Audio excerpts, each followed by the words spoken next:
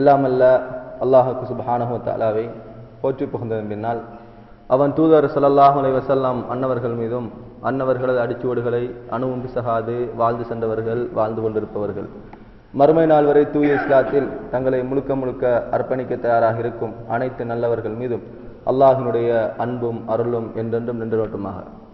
அன்புக்குரிய இஸ்லாமிய சகோதரர்களே, அல்லாஹுவின் நல்லடியார்களே, இந்த அருமையான ஒரு நேரத்திலே அல்லாஹுக்கு சுப்ஹானஹு வ தஆலா எங்கள் மீது கொண்டிருக்கக்கூடிய அன்பினுடைய மிகப்பெரிய ஒரு வெளிப்பாடு என்னவென்றால், இந்த நேரம் வரைக்கும் அல்லாஹு தஆலா எனக்கும் உங்களுக்கும் ஒரு அவகாசம் வந்திருக்கின்றான். என்ன அவகாசம் என்றால், இந்த உலகத்தில் என்னுடைய வாழ்க்கையை மீண்டும் ஒரு முறை திரும்பி பார்ப்பதற்கும் நான் போகின்ற பாதை சரியா பிழையா என்று நிர்ணயித்துக் கொள்வதற்கும் அல்லாஹு தஆலா உயிர் என்று சொல்கின்ற ஒரு அவகாசம் வந்திருக்கின்றான். அந்த அவகாசத்தை நானும் நீங்களும் அடிக்கடி நினைவு கூர்ந்தவர்களாக, அன்புக்குரிய இஸ்லாமிய சகோதரர்களே, இன்றைய சூழலை பொறுத்தவரைக்கும் குறிப்பாக இஸ்லாமிய உலகத்தின் மீது காழ்ப்புணர்வு கொண்ட, இஸ்லாத்தினுடைய வளர்ச்சியை பொறுத்து கொள்ள முடியாத பொறாமையின் வெளிப்பாடாக பொதுவாக உலக நாடுகளிலே இஸ்லாத்துக்கு எதிரான கொந்தளிப்புகளையும் இஸ்லாத்துக்கு எதிரான எதிர் நடவடிக்கைகளையும் பார்க்கலாம். அதன் வெளிப்பாடாக அண்மையை நாங்கள் தெரிந்து கொண்ட ஒரு முக்கியமான செய்திதான், வத்திக்கானிலிருந்து கிட்டத்தட்ட 60க்கும் மேற்பட்ட பாதிரிகள் அந்த இடத்தை விட்டு ராஜினாமா செய்யப்பட்டிருப்பதும், அதே போன்று பாப்பரசர் தன்னுடைய பதவியை சுகையினம் காரணம் என்று ஒன்றை காரணம் காட்டி அதிலிருந்து விலகி இருப்பதனூடாக இன்னும் ஒரு செய்தி எங்களுக்கு புலப்படுவது என்னவென்றால், குறிப்பாக இஞ்சினுடைய உண்மையான வேதத்தை படித்த 2006ஆம் ஆண்டிலிருந்து ஒரு கூட்டம் உண்மையான இஞ்சிலை ஆதரித்துக் கொண்டும் அது பற்றிய ஆய்விலும் ஈடுபட்டு அல்லாஹ்வுடைய தூதர் ஸல்லல்லாஹு அலைஹி வஸல்லம் குறித்த முன்னறிவிப்பை கற்றுக்கொண்டதன் பின்னால் போராட்டம் அந்த இடத்திலே முன்னெடுக்க முடியாது என்று வெளியே இறங்கியிருப்பதான ஒரு செய்தியை நாங்கள் பெற்றுக்கொண்டிருக்கின்றோம். காரணம் என்னவென்றால், கிறிஸ்தவ உலகம் ஆரம்பத்திலிருந்து இஸ்லாம் போபியா என்று சொல்லப்படுகின்ற இஸ்லாத்தின் மிதமிஞ்சிய ஒரு பயமும் இஸ்லாத்தில் ஏதாவது நடந்துவிடும் என்கின்ற ஒரு இனம் தெரியாத ஒரு பயத்தின் காரணமாக கிறிஸ்தவ உலகு இஸ்லாத்துக்கு எதிரான கெடுபிடிகளை மேற்கொண்டு அதில் தோற்று போன ஒரு நேரத்திலே பௌத்த சமூகம் அதற்குரிய ஆயுதத்தை மீண்டும் கையில் எடுத்திருக்கக்கூடிய ஒரு செய்தியை பார்க்கலாம்.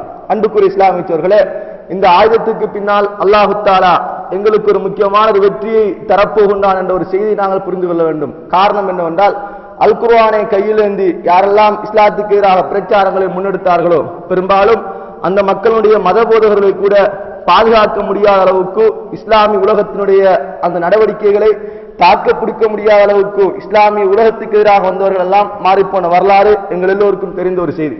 அன்புக்குரிய இஸ்லாமியர்களே, இப்பொழுது நடைபெற்றுக் கொண்டிருக்கக்கூடிய, குறிப்பாக இலங்கையை சுற்றி நடக்கக்கூடிய, இலங்கையில் வாழக்கூடிய முஸ்லிம்களுக்கு நடக்கக்கூடிய சில தரவுகளை நாங்கள் கண்டிப்பாக வயப்படுத்த வேண்டும். காரணம் என்னவென்றால், எங்களுக்கு முன்னால் எல்லோருடைய பார்வையிலும் இருக்கக்கூடிய ஒரு லேபலை அடையாளப்படுத்தி ஹலால் ஹராம் என்று சொல்லுகின்ற, ஹலால் என்று சொல்லப்படும் லேபலை எங்களுக்கு முன்னால் நிறுத்தி சில பொழுது முஸ்லிம்களை ஆதரிக்கக்கூடிய முஸ்லிம்களும் அதை எதிர்க்கக்கூடிய முஸ்லிம்களும் எங்களுக்கு 2 சாராக மாறி இருக்கிறார்கள்.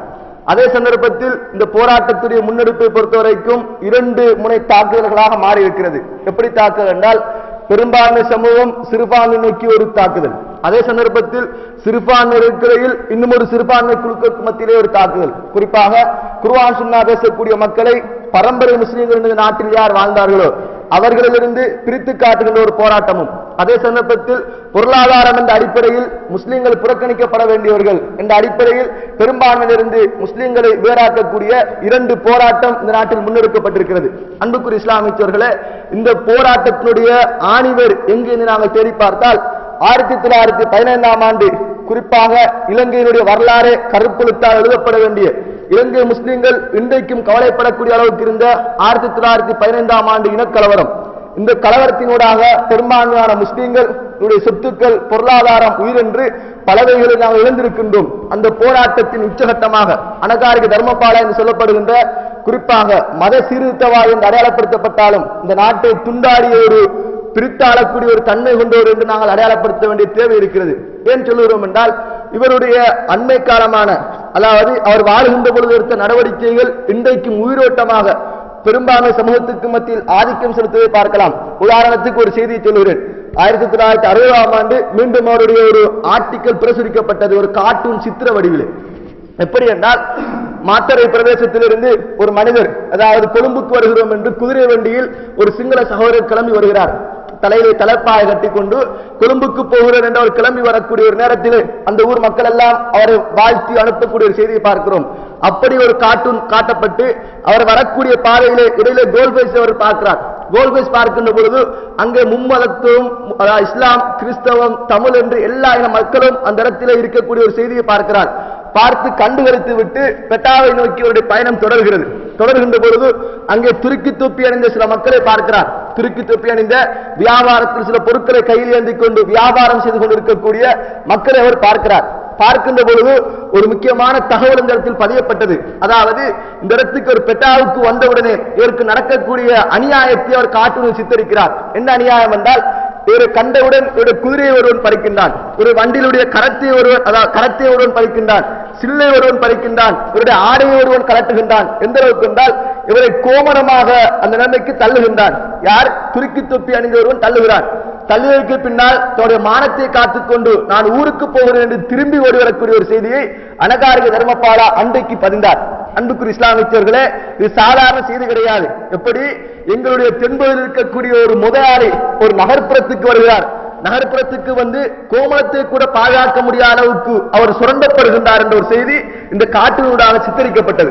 அன்புக்குரிய இஸ்லாமியர்களே, இது அன்றையிலிருந்து இந்த சமுதாயத்துக்கு முன்னால் ஒரு முக்கியமான பிரச்சனை. இன்னும் ஒரு செய்தியை புரிந்து கொள்ளலாம். 1992 காலப்பகுதியிலே இலங்கையிலே குறிப்பாக நாலந்து திசாநாயக்க என்று சொல்லப்படுகின்ற இலங்கையுடைய ஒரு புரொஃபசராக இருக்கக்கூடிய கொழும்பு பல்கலைக்கழகத்தினுடைய புரொஃபசராக இருந்து கொண்டிருக்கின்றார். இவருடைய தலைமையில் ஒரு மாநாடு நடைபெறுகிறது. குறிப்பாக சிங்கள சமூகத்துக்கு மத்தியிலே படித்தவர்கள், அதிலேயும் கலுபோவிலை சேர்ந்த சீஃப் டாக்டர் வரவழைக்கப்படுகின்றார், நோனாவாடை சேர்ந்த டாக்டர் வரவழைக்கப்படுகின்றார், இந்த நாட்டிலே ரிட்டையர்ட் ஆன ஜட்ஜிமார்கள் வரவழைக்கப்படுகிறார்கள். எல்லோரும் வரவழைக்கப்பட்டு ஒரு கான்செப்டில் புரோகிராம் நடக்கிறது. என்ன புரோகிராம் என்றால், இந்த நாட்டு பெரும்பான்மை சமூகம் முஸ்லிம்களால் பாதிக்கப்பட்ட வரலாறு என்ற ஒரு தொழிற்பொருளில் அந்த கருத்தரங்கு நடைபெறுகிறது. அன்புக்குரிய இஸ்லாமியர்களே, தலைப்பு கூட பொருத்தமில்லாத தலைப்பு. இந்த நாட்டில முஸ்லிம்களால் பாதிக்கப்படுகிறோம் என்று ஒரு சாதாரண விடயத்தையும் ஒரு சமூகத்துக்கு முன்னால் போடுகின்ற பொழுது பெரிதாக சித்தரிக்கப்படும். மீடியாவில் ஒரு முக்கியமான ஒரு பாதிப்பும் கூட போடப்பட்டதற்கு பின்னால் அங்கே ஒவ்வொருவரும் ஒவ்வொரு விதமான கருத்துக்கள் சொல்கிறார்கள்.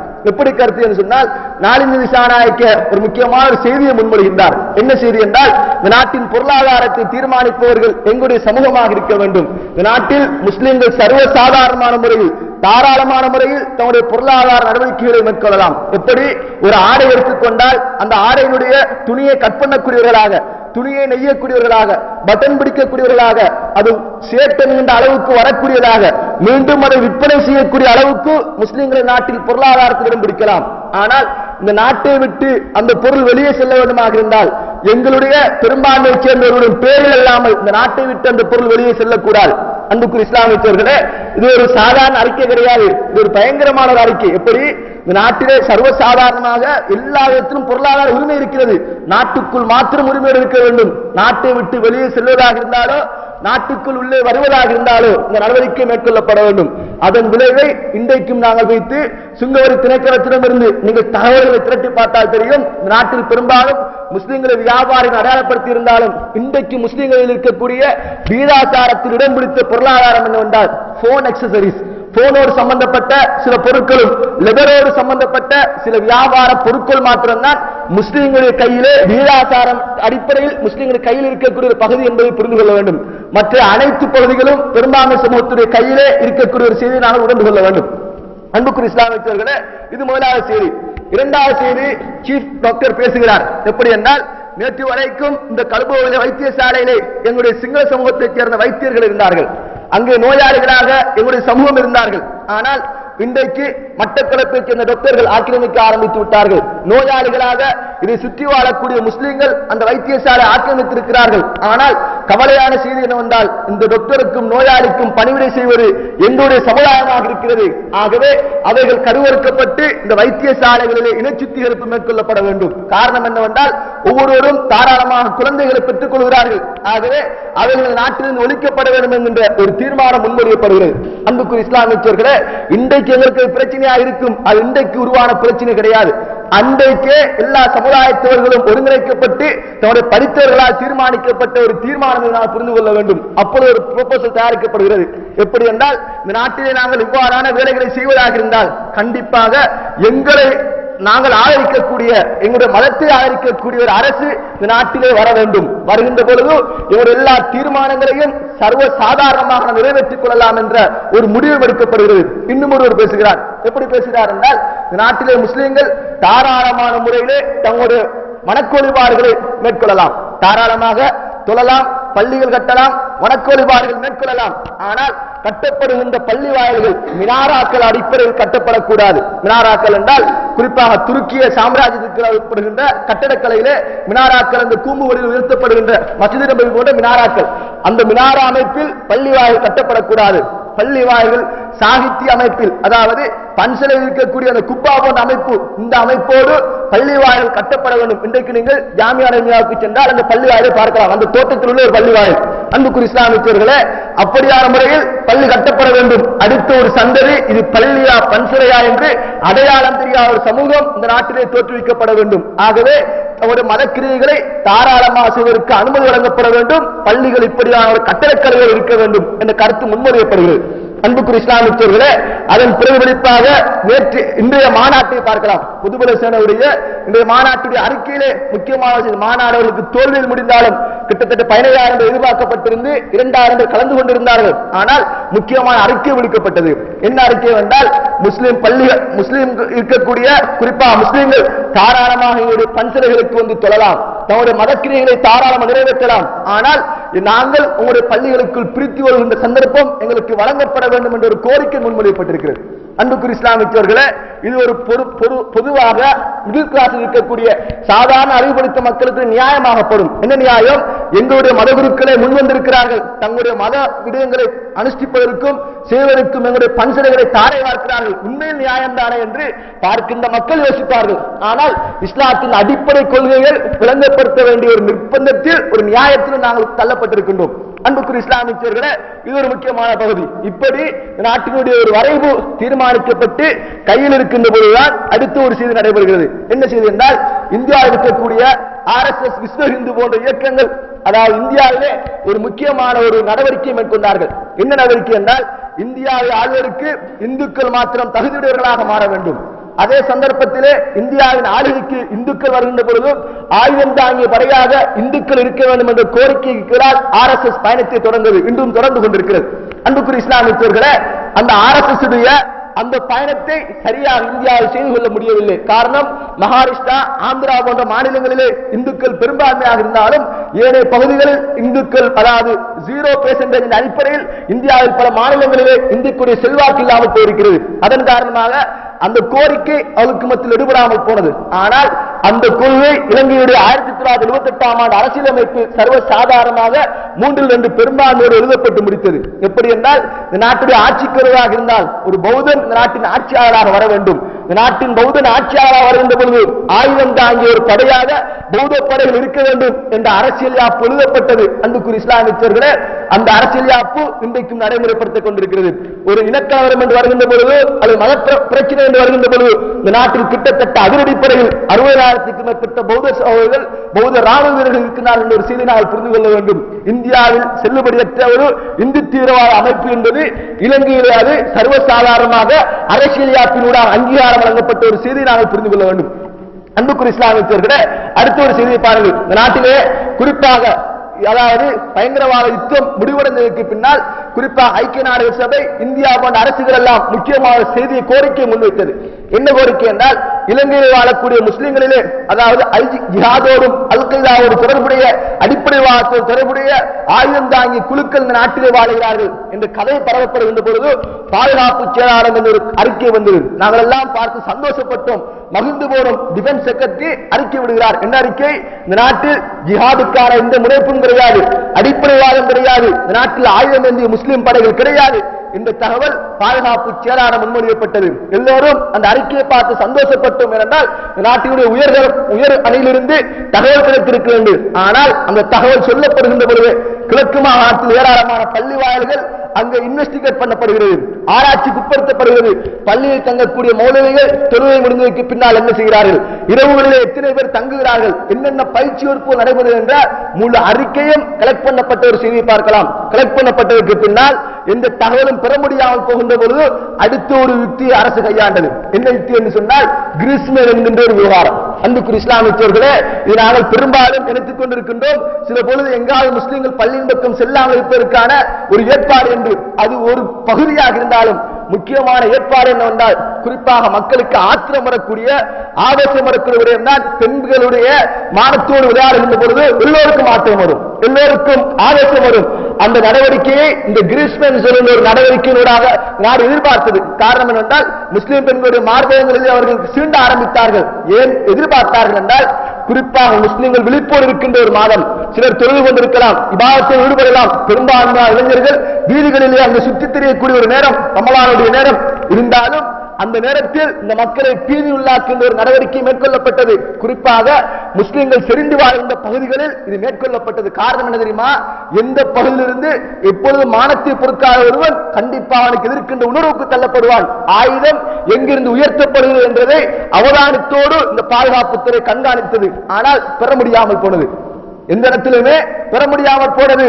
ஆனால் அவர்கள் கண்டுகொண்ட ஒரு செய்தி என்னவென்று சொன்னால், எங்கெல்லாம் ஆயுதம் இயங்குவதாக, அதாவது பெரிய ஒரு எதிர்ப்பு வந்ததோ, புத்தளம் கிண்ணியா போன்ற பகுதிகளிலே கடுமையான எதிர்ப்புக்குள்ளாக்கப்பட்டார்கள். ஆனால் ஒரு செய்தி பதியப்பட்டது என்னவென்றால், எங்கெல்லாம் முஸ்லிம்கள் பெரும்பான்மையாக வாழ்ந்து அங்கு தங்களுடைய படைகளால் சில விடயங்களை சாதிக்க முடியாமல் போனதோ அந்த பிரதேசங்கள் துண்டாடப்படுவதற்கு 2 நிறங்களிலே பயன்படுத்தப்பட்டது. ஒன்று, எதிர்ப்புகள் அதிகரித்த பகுதிகள் சிவப்பு நிறத்திலேயும், எதிர்ப்புகள் குறைந்த பகுதிகள் பச்சை நிறத்திலும் அடையாளப்படுத்தப்பட்டு, சிவப்பு நிறங்களில் குடிசிடம் மதிப்பீடு செய்யப்பட்ட பகுதிகள் எல்லாம் கிராம அலுவலகங்கள், மாவட்ட அளவுகள், பிரதேச அளவுகள் என்று ஒவ்வொன்றாக பிரிக்கப்படுகிற நடவடிக்கை இன்றைக்கு நடைபெற்றுக் கொண்டிருக்கிறது.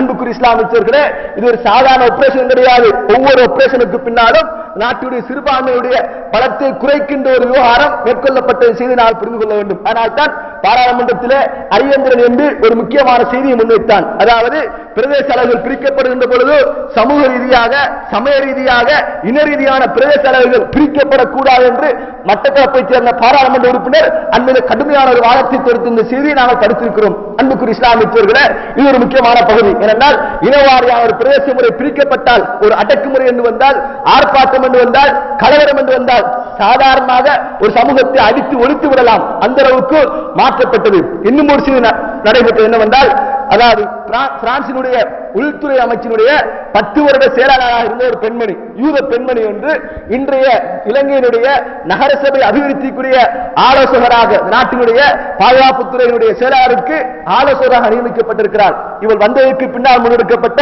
முதலாவது நடவடிக்கை சிலைவேரன் என்கின்ற முஸ்லிம்கள் பெரும்பான்மையாக வாழக்கூடிய பிரதேசம் இன்று சுத்திகரிக்கப்படுகிறது. அந்த பிரதேசத்தினுடைய எல்லைகள் தீர்மானிக்கப்பட்டு நகர அபிவிருத்தி என்ற பெயரிலே அந்த மக்கள் தூக்கப்படுகின்ற ஒரு செய்தியை பார்க்கலாம். அதே போன்று அடுத்த இலக்கு மாளிகாவத்து என்று சொல்லப்படுகின்ற பகுதி தூக்கப்படுகிறது. அடுத்த இலக்கு முஸ்லிம்கள் பெரும்பான்மை இருக்கக்கூடிய, அதாவது கொழும்பினுடைய பெட்டா என்று சொல்லப்படுகின்ற அந்த வியாபார தலங்கள், ஹோல்சேல் பகுதிகள் வேறையாக, ரிட்டேல் வேறையாக பேலியகுட பகுதிக்கு மாற்றுவதற்கான அடுத்த நடவடிக்கை இது. இந்த யூத பெண்மணி இந்த நாட்டில் குடிகொண்டிருக்கும் புறம்பாக நடக்கின்ற முதலாவது பகுதி என்பதை நாங்கள் புரிந்து கொள்ள வேண்டும். அடுத்த ஒரு செய்தி நாங்கள் புரிந்து கொள்ள வேண்டும். இந்த நாட்டிலே இஸ்ரேலுடைய ஆதிக்கம் மிக வலுவாக வேறுகொண்டு ஆரம்பித்திருக்கிறது. எப்படி என்றால், இஸ்ரேல் எந்த அளவுக்கு தான் ஆயுதத்தோடு, எந்த அளவுக்கு பாதுகாப்போடு இருந்தாலும் அதற்கு ஒரு பயம் இருக்கிறது. என்ன பயம் என்றால், தன்னுடைய ஆயுதங்கள் எல்லாம் பலஸ்தீனத்திலே புதைக்கப்பட்டுக் கொண்டிருக்கிறது, இஸ்ரேலில் புதைக்கப்பட்டுக் கொண்டிருக்கிறது. எந்த அளவுக்கு தடுப்பு சுவர்கள் கட்டப்பட்டாலும், ஒன்று ஈரானிலிருந்து, லிபியாவிலிருந்து, சிரியாவிலிருந்து அல்லது வேறொரு நாடு இஸ்ரேலின் மீது படையெடுத்தால், ஏதாவது ஒரு ஆயுதம் இஸ்ரேலுக்குள் விழுந்தால் அந்த இஸ்ரேல் மக்களை யாராலும் காப்பாற்ற முடியாது. எல்லாம் நிலத்துக்கடியில் பதுக்கப்பட்டிருக்கக்கூடிய ஆயுதங்கள் வெடிக்க ஆரம்பித்தால் யாரும் யாரை காப்பாற்ற முடியாது. உடனே இந்த ஆயுதங்கள் வெளியே கொண்டு வரப்பட வேண்டும், இஸ்ரேலை விட்டு ஆயுதம் வெளியில் கொண்டு வரப்பட வேண்டும். அதற்கான களத்தை தேட ஆரம்பித்தார்கள். இஸ்ரேல் பலஸ்தீனத்தை, ஜெருசலத்தை தன்னுடைய தாயகமாக கொள்வதற்கு முன்னால் அவருடைய திட்டத்தில் வந்த 2 நகரங்கள் திட்டத்தில் வந்தது. ஒன்று இலங்கை சிலோ என்று சொல்லப்படுகின்ற இலங்கையோடைய மசூராவில் முன்மொழியப்பட்டது, 2வது நியூயார்க் முன்மொழியப்பட்டது. இந்த 2 முன்மொழியப்பட்டதற்கு பின்னால் வரலாற்று முக்கியத்துவம் வாய்ந்த பெத்லஹேம் என்ற பகுதிதான் எங்களுடைய தாயகமாக மாற்ற வேண்டும் என்ற மசூரா எடுபட்டு அதன் பக்கம் சென்ற ஒரு செய்தியை நாங்கள் எல்லோரும் அறிய தவறி இருக்கிறோம். அன்புக்குரிய இஸ்லாமியர்களே, அந்த அளவுக்கு இலங்கையுடைய பார்வையில் பட்டிருக்கக்கூடிய ஒரு முக்கியமான நகரம். இலங்கையில் இருக்கக்கூடிய திருகோணமலை துறைமுகத்தை பொறுத்த வரைக்கும் 180க்கும் மேற்பட்ட வளைவுகள், கேவுகள் அங்கே இருக்கின்றது. காரணம் என்னவென்றால் அணு உலைகள் பாதுகாக்கப்படத்தக்க அழகான அந்த வளைவுகளோடு அதே சந்தர்ப்பத்தில் தாராளமான யுத்த தாங்கிகள் உள்ளடக்கிய கப்பல்கள் முகாமிடுவதற்கு எல்லா விதமான வசதி வாய்ப்போடு திருகோணமலை துறைமுகம் இயற்கையான முறையில் அமைந்திருக்கக்கூடிய ஒரு செய்தி இஸ்ரேலுக்கு தாராளமாக தெரியும். அன்புக்குரிய இஸ்லாமியர்களே, அந்த அளவுக்கு இஸ்ரேல் இலங்கையை ஆக்கிரமிக்க வேண்டும் என்ற முறைப்புக்கு தள்ளப்பட்டிருக்கிறார்கள். அதன் விளைவாக உலகத்திலே கல்வித்தரத்திலே முதலாக இருக்கக்கூடிய நாடு இலங்கை. இந்த இலங்கைக்கு கல்வி ஆலோசனை சொல்வதற்காக வேண்டி இஸ்ரேலுடைய கல்வித்துறையும் இஸ்ரேலுடைய கல்வி அமைச்சரும் இந்த நாட்டில் உள்ள புரொபசர்களுக்கு பாடம் நடத்தக்கூடிய அளவுக்கு இலங்கை மாறி இருக்கிறது.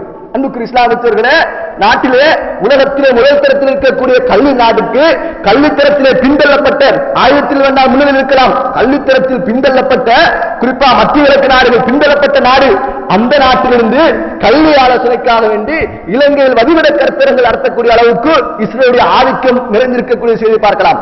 அடுத்த ஒரு செய்தி, இலங்கையில் எந்த மூலையில் எதை போட்டாலும் முளைக்கக்கூடிய அளவுக்கு இந்த நாட்டிலே தாராளமான முறையிலே அந்த வளம் இருக்கிறது. இலங்கையை பொறுத்த வரைக்கும் என்ன பயிற்சியை வேண்டுமானாலும் எந்த பகுதியில் மேற்கொள்ளலாம்.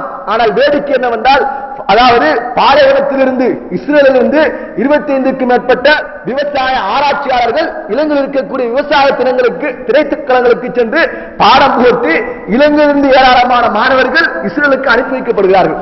அன்புக்குரிய இஸ்லாமியர்களே, தெளிவாக புரிந்து கொள்ள வேண்டும். ஏனென்றால் அந்த அளவுக்கு இஸ்ரேல் ஆதிக்கம் செலுத்துகிறது. இன்னும் ஒரு பூச்சாண்டி காட்டப்பட்டிருக்கிறது. எப்படி என்றால், இலங்கை ஒரு பழமைவாத நாடு என்ற அடிப்படையில் இந்த நாட்டிலே பெட்ரோலிய கனிய வளங்கள் அதிகமாக இருக்கும் என்று ஒவ்வொரு கரையோர பிரதேசங்களும் கனிய வளங்களுக்கு அவள் தோண்டப்படுகிறது. தோண்டப்படுகின்ற ஒவ்வொரு கிடங்குகளுக்குள் இஸ்ரேலுடைய ஆயுதங்கள் பதிக்கப்படுகின்ற ஒரு செய்தியை நாங்கள் புரிந்து கொள்ள வேண்டும். ஏனென்றால் ஏனென்ற ஆயுதத்தை இலங்கையில் பதிக்கிறார்கள் என்றால் தென்கொரியாவை நோக்கி அல்லது வடகொரியாவை நோக்கி அல்லது சைனாவை நோக்கி அமெரிக்கா ஒரு யுத்தம் தொடுத்தால், அமெரிக்கா யுத்தம் தொடுத்தால் அந்த நேரத்திலே இஸ்ரேல் அமெரிக்காவின் பங்குதாரர்களாக மாற வேண்டும் என்றால் அமெரிக்க குடையின்களால், அமெரிக்க கொடியின்களால் தங்களுடைய ஆயுதங்கள் செல்ல வேண்டுமாக இருந்தால் அதற்கு தகுதியான தரமான ஒரு துறைமுகம் இலங்கையில் இருக்கக்கூடிய திருகோணமலை துறைமுகம், இலங்கையுடைய துறைமுகத்தினூடாக தங்களுடைய ஆயுத உற்பத்தியையும் ஆயுத விநியோகத்தையும் தாராளமாக செய்வதற்கு இலங்கையை தங்களுடைய பார்வை வைத்திருக்கிறார்கள். இந்த பார்வையை பின்தொடர்ந்து ஈரான் தங்களுடைய செல்வாக்கு இந்த நாட்டில் பதிக்க ஆரம்பித்தார்கள். அன்புக்குரிய இஸ்லாமியர்களே, ஈரான் அந்த நாட்டுக்கு ஷியாவை போதிக்க வரவில்லை. இஸ்ரேல் ஏன் இலங்கையில் குடிகொள்ளுகிறது என்று சோதித்தார்கள்.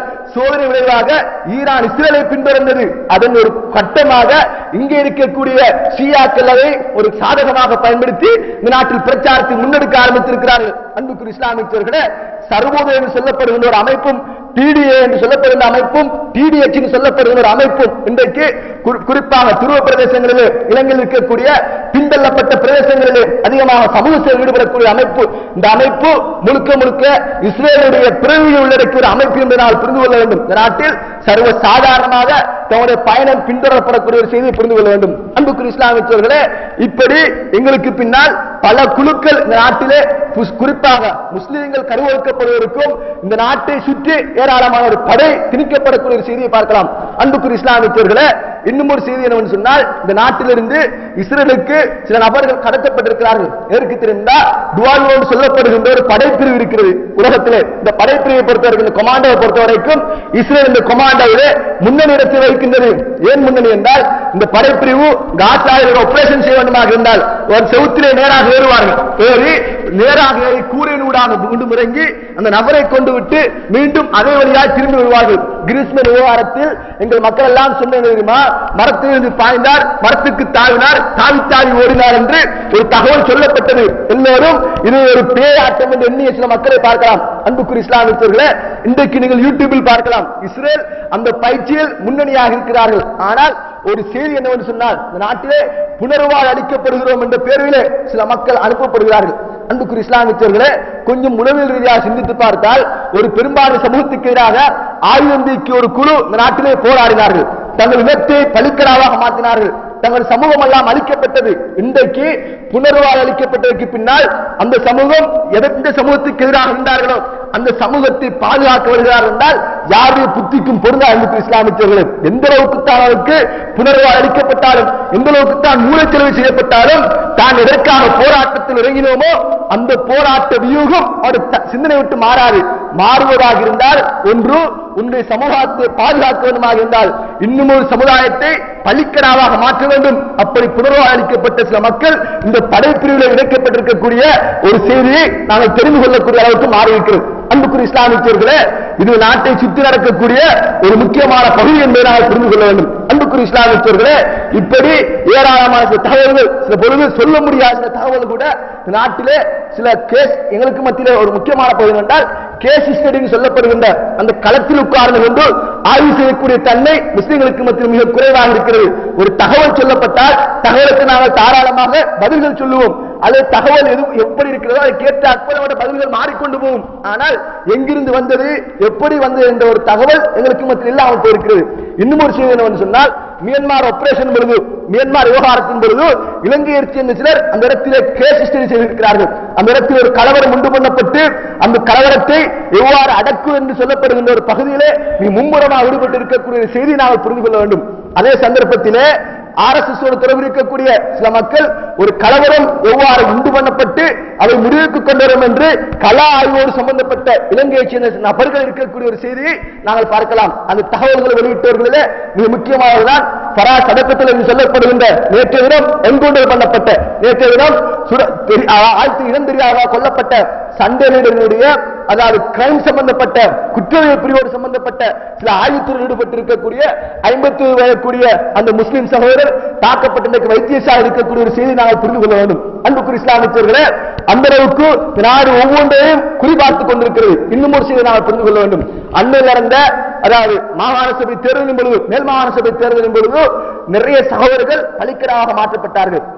அது அதாவது மரணித்து போன நியாஸ் மோடி அவர்களுடைய சில வேண்டுகோளுக்கு இணங்க, சில கோரிக்கைக்கு இணங்க சிறையில் அடைபட்டிருக்கக்கூடிய சில மக்கள் வெளியே கொண்டு வரப்பட்டார்கள். பாட்டாளர்களோடு சம்பந்தப்பட்ட அஜ்மல் என்று சொல்லப்படுகின்ற நபருக்கு அரசியல் செய்வதற்காக வேண்டி சில மக்கள் வெளியே கொண்டு வரப்பட்டார்கள். கொண்டு வரப்பட்டதற்கு பின்னால் கிட்டத்தட்ட 50 பேருக்கு மேற்பட்டவர்கள் மாளிகாவத்து பிரதேசத்தில் கொல்லப்பட்டார்கள். அன்புக்குரிய இஸ்லாமியர்களே, காரணம் என்ன தெரியுமா? 30 பேர் வெளியே வந்தார்கள். வெளியே இருந்து 20 பேர் யோசித்தார்கள். உள்ளே போனவர்கள் எல்லாம் வெளியே அனுப்பி விட்டார்கள். இனி நாங்கள் பதுங்கி வர இல்லை, நாங்கள் இனி வீதிக்கு இறங்குவோம் என்று பதுங்கி இருந்தவர்கள் எல்லாம் வீதிக்கு வந்தார்கள். யாரெல்லாம் பின்னணி இருந்தார்களோ எல்லோரும் ஒரே என்கவுண்டர் லிஸ்டிலே போடப்பட்ட ஒரு செய்தியை நாங்கள் படித்திருக்கிறோம். அன்புக்குரிய இஸ்லாமியர்களே, இந்த நாட்டிலே யாரால் எதிர்ப்பு தெரிவிப்பார்களானால் சர்வ சாதாரணமாக எதிர்ப்பு தெரிவிக்கலாம்.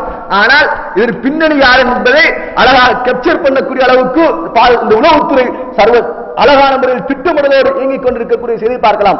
இன்னும் ஒரு செய்தி நடைபெறுகிறது.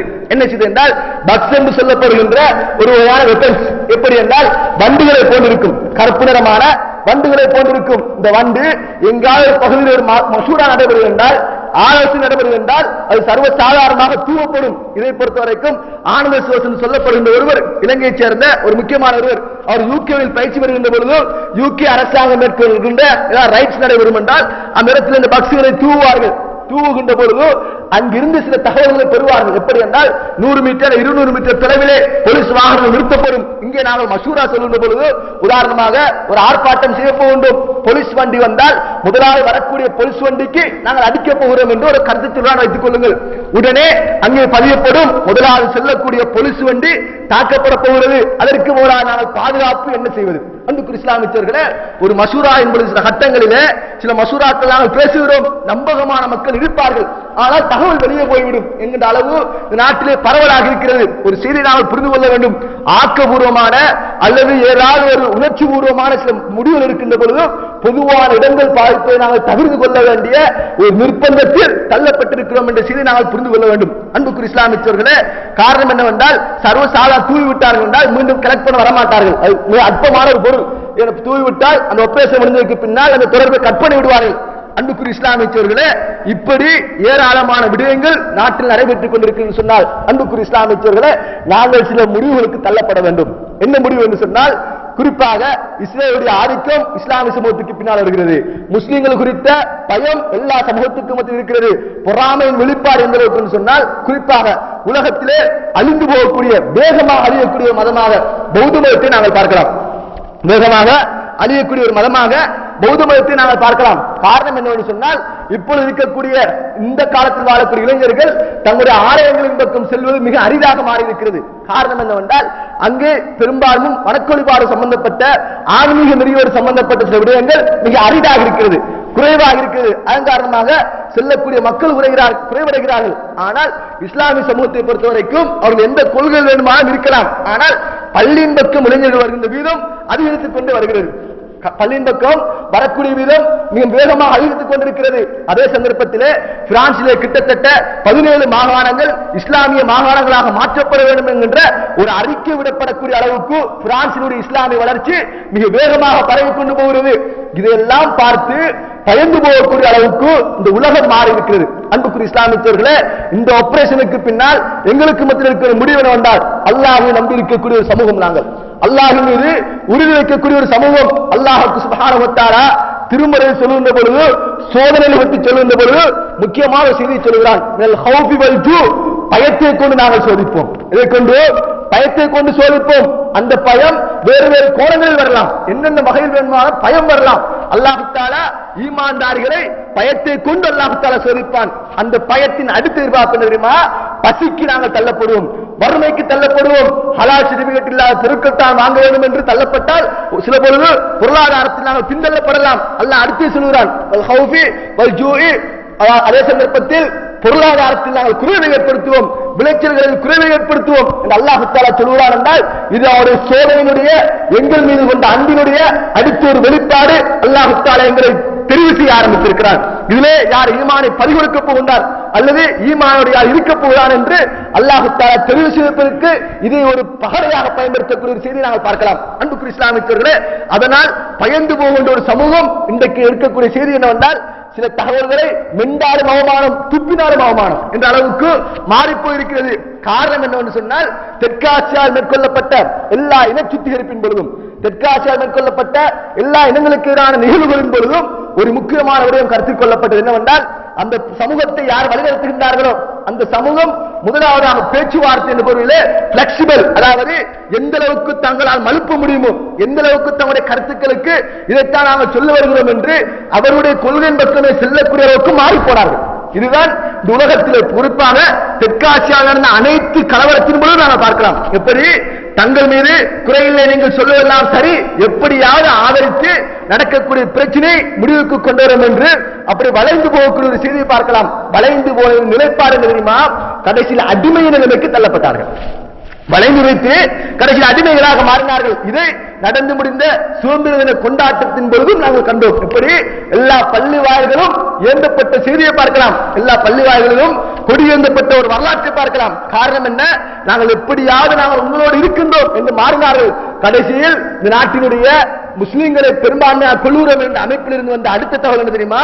நீங்கள் சுருவங்களை மாத்திரம் வாங்கி கொடுக்க வேண்டாம், எல்லா மடங்களையும் ஊக்குவிப்பதற்கு தாராளமாக எல்லா உதவிகளையும் கொடுத்து நீங்கள் ஊக்குவிங்கள் என்கின்ற அடுத்த ஒரு நிலைமைக்கு தள்ளப்பட்டார்கள். அன்புக்குரிய இஸ்லாமியர்களே, ஒரு அரசு இன்னும் ஒரு சமூகத்தை திம்மிகள் என்று சொல்லப்படுகின்ற ஒரு சாரார ஒரு அரசு இஸ்லாமிய கிலாபத் எப்படி உள்ளடக்க வேண்டும் என்று வருகின்ற தியரிக்கு சாதாரணமான பொதுமகன் எல்லோரும் அந்த தீர்வுக்கு மாற்ற வேண்டும் என்ற அரசியல் சட்டம் என்று வருகின்ற ஒரு பகுதியையும் இன்னும் ஒரு பகுதியை கொண்டு திரைத்து இந்த நாட்டிலே வித்தியாசமான கோணத்துக்கு சமூகத்தை அடிமைகளாக மாற்ற நிலைமையை பார்க்கலாம். அன்புக்குரிய இஸ்லாமியர்களே, இது இந்த நாட்டில் இருக்கக்கூடிய குறிப்பாக தெற்கு ஆசியாவில் நடக்கக்கூடிய அனைத்து கலவரங்களின் பொழுதும் அதை நிர்வகிக்கக்கூடிய பொறுப்பு நிற்கக்கூடிய தலைவர்கள் செய்கிற விவகாரம் ஒன்று அப்படி அடிமைந்து போவது. எந்த விதமான யதார்த்தபூர்வமான உண்மைத்தன்மையான முடிவும் இருக்காது.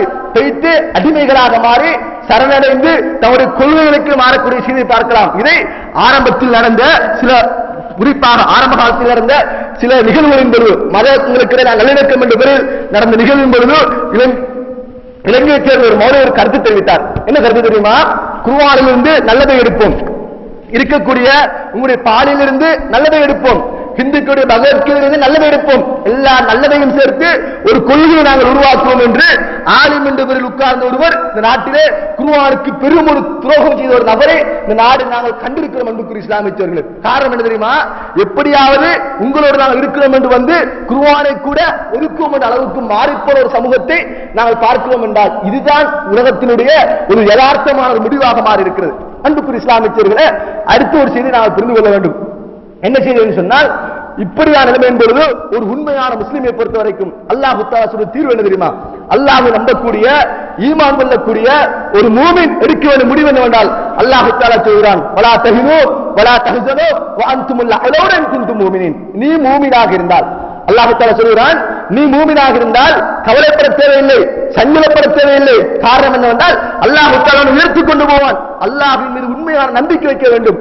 யாரோ ஒருவன் சிறுநீர் கழித்து விட்டு கழுவு தெரியாதவர்கள் எல்லாம் தீர்ப்பு சொல்லுவதற்கு அடிபணிந்து போகிறான் என்றால் நித்திய ஜீவனாக வாழ்ந்து கொண்டிருக்கின்றான். அவன் அழிய மாட்டான், மறைய மாட்டான், என்னை கண்காணித்துக் கொண்டிருக்கிறான். அந்த ரப்பு என்னை ஒருபோதும் கைவிட மாட்டான் என்று ஒரு நம்பிக்கை அவருக்கு மத்தியில் இருக்கிறது.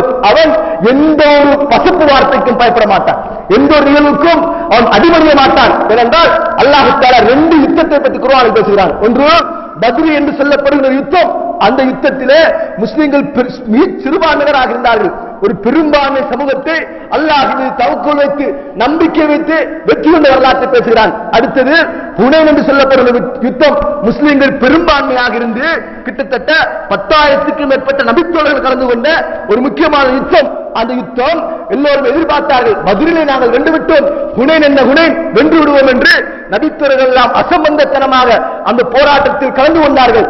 அல்லாஹ் சுப்ஹானஹு வ தஆலா ஆரம்பத்தில் இந்த போராட்டத்தில் ஒரு தோல்வியை கொடுத்தாலும் அல்லாஹ் சொல்கிறான் மறைமுகமான சக்தியை கொண்டு இந்த யுத்தத்தை நாங்கள் வெற்றி பெற செய்வோம் என்று அல்லாஹ் தஆலா சொல்கிறான்.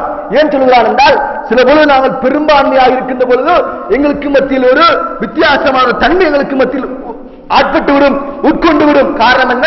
நாங்கள் நிறைய பேர் இருக்கிறோம், என்னமோ செய்வோம் என்று அல்லாஹ்வை மறந்து இருக்கக்கூடிய பெரும்பான்மை பார்த்து முடிவெடுப்போம். அதற்கு அல்லாஹ் தடை சொல்கிறான். பெரும்பான்மை பார்த்து முடிவெடுக்க கூடாது, உயிரோடு நான் வாழ்ந்து கொண்டிருக்கிறேன், என்னை வைத்து தீர்மானிங்கள் என்று அல்லாஹ் தஆலா சொல்கிறார். என்றால் அன்புக்குரிய இஸ்லாமியர்கள் ஒரு அடியான் அல்லாஹ்வின் மீது பூரணமான நம்பிக்கை வைத்தால் ஒரு முடியை கூட எவனாலும் பிடுங்க முடியாத அளவுக்கு அல்லாஹ் தஆலா அந்த அளவுக்கு சக்தி வாய்ந்தவன் என்ற ஒரு செய்தியை நாங்கள் புலப்படுத்த தயாராக வேண்டும். அதே சந்தர்ப்பத்தில் ஒரு முஸ்லிம் இந்த உலகத்தில் முஸ்லிமாக வாழ்ந்தால் அவன் யாருக்கும் பயப்பட தேவையில்லை. உலகத்தில் முஸ்லிமாக வாழ்ந்தால் அவன் யாருக்கும் பயப்பட தேவையில்லை. காரணம் அவன் விதியின் மீது நம்பிக்கை கொண்டவன். அல்லாஹும்ம லா மானிஅ லிமா அஸைத் வலா மூஸி லிமா மனஅத். அல்லாஹ்வின் புறத்தில் புறந்தள்ளி விடுவான். யா அல்லாஹ் உன்னை மீறி எந்த ஒன்றும் நடக்காது என்ற ஒரு முடிவுக்கு அவன் தள்ளப்படுவான். அன்புக்குரிய இஸ்லாமியர்களே, எங்களுக்கு மத்தியில் ஏன் பயம் தெரியுமா? ஈமான் குறைந்திருக்கிறது. எங்களுக்கு மத்தியில் அச்சம் தெரியுமா? உண்மையினுடைய வரலாற்றை நானே வாசித்து முடிக்க முடியாது. அன்புக்குரிய இஸ்லாமியர்களே, கொஞ்சம் ஒரு நிமிடம் யோசித்து பார்ப்போம். நான் மரணித்து போனால் அல்லது நீங்கள் மரணித்து போனால் என்னுடைய வரலாற்றையும் உங்களுடைய வரலாற்றையும் எழுதினால், அன்புக்குரிய இஸ்லாமியர்களே, இதுல யாருடைய வரலாற்றை பார்த்து என்னுடைய பிள்ளை திருந்துவான், என்னுடைய சமூகம் திருந்தும் என்று யாராவது சொல்ல முடியுமா? அன்புக்குரிய இஸ்லாமியர்களே, அல்லாஹ் தஆலா திருமறையை கேட்கிறான். சூரா யூசுப் என்கிற அத்தியாயத்திலே அல்லாஹ் தஆலா ஒரு செய்தியை சொல்கிறான். லக்கத் கான ஃபீ கஸஸிஹிம் இப்ரத்துல் லிஉலில் அல்பாப். லக்கத் கான ஃபீ கஸஸிஹிம் இப்ரத்துல் லிஉலில் அல்பாப். நாங்கள் சொல்லுகின்ற வரலாறுகளிலே, நாங்கள் சொல்லுகின்ற செய்திகளிலே சிந்தனை உள்ளவர்களுக்கு, புத்தி உள்ளவர்களுக்கு ஏராளமான படிப்பினை இருக்கிறது என்று அல்லாஹ் தஆலா சொல்லிவிட்டு அடுத்த செய்தி ஏன் படிப்பினை தெரியுமா? மா கான ஹதீதை யுஃப்தரா வலாக்கின் தஸ்தீக் அல்லதி பைன யதை. அந்த வரலாறுகளை, அந்த செய்திகளை நாங்கள் சொல்லுகின்ற பொழுது மா கான ஹதீஸ், அதிலே எந்த விதமான இட்டுக்கட்டுகளும் கிடையாது. நாங்கள் சொல்லுகின்ற வரலாற்றில் எந்த பொய், புரட்டு, இருட்டடிப்பு, தணிக்கை எதுவும் கிடையாது. எப்படி? வலாக்கின் தஸ்தீக் அல்லதி பைன யதை. அது உங்களுடைய கைகளுக்கு மத்தியில் சொல்லுகின்ற பொழுது, உங்களுக்கு முன்னால் வருகின்ற பொழுது எல்லாவற்றையும் உண்மைப்படுத்தக்கூடியதாக இருக்கும். வதஃசீல குல்லி ஷைஇன், சாதாரண கிடையாது, எல்லாம் விலாவாரியாக தெளிவாக எல்லா வரலாறுகளும் அப் டு டேட் சரியாக இருக்கும். அப்படித்தான் ஒரு வரலாற்றை நாங்கள் சொல்லுவோம். ஏன் சொல்லுகிறோம் தெரியுமா? வஹுதன் வரஹ்மத்துல் லிகௌமின் யுமினூன். ஈமான் கொள்ளக்கூடிய மக்களுக்கு அது நேர்வழி காட்டக்கூடியதாகவும் அருள் பாலிக்கக்கூடியதாக இருக்கும் என்று அல்லாஹ் தஆலா சொல்கிறான். அன்புக்குரிய இஸ்லாமியர்களே, தனிப்பட்ட வாழ்க்கையை, என்னுடைய உங்களுடைய தனிப்பட்ட வாழ்க்கையை மரணத்துக்கு பின்னால் என்னுடைய மகன் படித்தால் உண்மையில் அவன் நேர்வழியின் பக்கம் செல்வான் என்று யாராவது சொல்ல முடியுமா? அல்லது இந்த ஊரை சேர்ந்தவன் என்னுடைய வரலாற்றை படித்தால் உண்மையில் திருந்துவான் என்று சொல்ல முடியுமா? உண்மையில் என்னுடைய வரலாற்றில் எல்லா மக்களுக்கும் படிப்பினை இருக்கிறது என்று ஈமான் உள்ளவருக்கு ஒரு பிரயோசனமாக நான் வாழ்ந்துவிட்டு சென்றிருக்கிறேன் என்று எங்களில் யாராவது சொல்ல முடியுமா? அன்புக்குரிய இஸ்லாமியர்களே, அப்படி சொல்ல முடியும் என்றால் வெளிப்படையான வாழ்க்கை யாருக்கும் தேவை கிடையாது. எங்கள் மறைமுகமான வாழ்க்கை தான் மரணத்துக்கு பின்னால் எங்களை நினைவு கூறும். மறைமுகமான ஒரு வாழ்க்கை தான் நினைவு கூறும். மரணத்துக்கு பின்னால் அவர் இப்படி செய்தார், இப்படி ஒரு வேலை செய்தார் என்று மரணத்துக்கு பின்னால் எதுவும் பேசுவார்கள். வெளிப்படையில் பகட்டுத்தனமான வாழ்க்கை அது அல்லாஹ்வுக்கும் தேவை கிடையாது, எங்களுக்கும் தேவையற்றதாக மரணத்துக்கு பின்னால் மாறிவிடும். அன்புக்குரிய இஸ்லாமியர்களே, வாழ்க்கையில் மூமின்கள் பிரயோஜனம் அடைவார்கள் என்று எதிர்பார்க்கின்ற ஒரு அடியான் உலகத்தில் பயமில்லாமல் வாழலாம். அவன் அச்சப்பட தேவையில்லை, எந்த விதத்திலும் அவன் பயன்பட தேவையில்லை. காரணம் என்னவென்றால் அல்லாஹ் தஆலா சொல்கிறான், யம்குரூன வயம்குருல்லாஹ் வல்லாஹு கைருல் மாக்கிரீன். சூழ்ச்சி செய்பவர்கள் எல்லாம் சூழ்ச்சி செய்து கொண்டிருக்கட்டும், அல்லாஹ் இருக்கின்றானே சூழ்ச்சி செய்பவர்கள் எல்லாம் மிக மேலான முறையில் அல்லாஹ்வுக்கு சுப்ஹானஹு வ தஆலா சூழ்ச்சி செய்ய போதுமானவன். அல்லாஹ்வை மீறி எந்த ஒரு அடியானாலும் எந்த ஒன்றும் செய்ய முடியாது என்றால் அன்புக்குரிய இஸ்லாமியர்களே, அவன் மீது வைக்கின்ற தவக்குல் இருக்கிறது, அந்த தவக்குலுக்கு எந்த ஒரு ஆயுதமும் தாக்கு பிடிக்காது. அப்படி நாங்கள் மரணித்து போனால் கூட அல்லாஹ் தஆலா எங்களை ஷஹீத் என்கின்ற அந்தஸ்தோடு அல்லாஹ் தஆலா கொண்டு சேர்ப்பிப்பதற்கு போதுமானவனாக இருக்கின்றான். காரணம் அந்த அளவுக்கு நாங்கள் இருக்கிறோம். அல்லாஹ்வுடைய தூதர் ஸல்லல்லாஹு அலைஹி வஸல்லம் அவர்கள் சில மக்களை பார்த்து சொன்னார்கள், ஒரு காலம் வரும், அந்த காலத்திலே மக்காவை நோக்கி படையெடுப்பார்கள் ஒரு கூட்டம், மக்காவை நோக்கி ஒரு கூட்டம் படையெடுப்பார்கள். படையெடுத்து வருகின்ற பொழுது அந்த இடத்தை அடைகின்ற பொழுது அந்த பூமி அந்த மக்கள் எல்லாம் உள்வாங்கிக் கொள்ளும். பெரிய ஒரு பூமி அதிர்ச்சியால் அந்த மக்கள் எல்லாம் பாதிக்கப்பட்டு எல்லோரும் பூமிக்கு இழுக்கப்படுவார்கள். இழுக்கப்படுகின்ற பொழுது நபித்தோர்கள் கேட்கிறார், அல்லாஹ்வுடைய தூதரே, அந்த நேரத்திலே ஈமான் கொண்ட சில மக்கள் இருப்பார்களே, இதனுடைய நிலைமை என்ன?